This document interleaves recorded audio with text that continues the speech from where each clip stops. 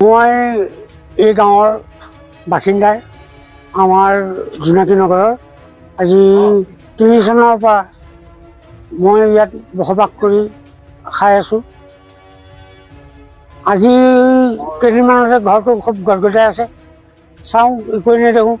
আজি হঠাতে ৰাতিপুৱা চাহ বনাবলৈ গৈছোঁ, চাহ বনাই থাকোঁতেই মানে গাঁত এটা খৰংগ হৈ ডাঙৰ গাঁত এটা ধপককৈ মাটিখিনি তললৈ বহি গ'ল। এতিয়াও এই প্ৰত্যক্ষ দেখিছে, এই প্ৰত্যক্ষৰ ওপৰতে আপোনালোকে নিৰ্ণয় কৰক যে খৰংগ গাঁতটোৰ ভিতৰত আৰু কেনেবাকৈ যদি জুই জ্বলাওঁ এইটো কি হৈ যাব এই অঞ্চলটোত ক'ব নোৱাৰা হয়। সেইটো কাৰণে এতিয়ালৈকে আমি বাহিৰা তেখেতলোক আহিছে, তেখেতলোক এয়া নিউজৰ আৰু প্ৰশাসনলৈও আমি জনাইছোঁ। প্ৰশাসনেও এতিয়ালৈকে কোনো এটা কোৱা নাই যে আহিও চোৱাহি নাই এই মানুহৰ অৱস্থা কি হৈছে।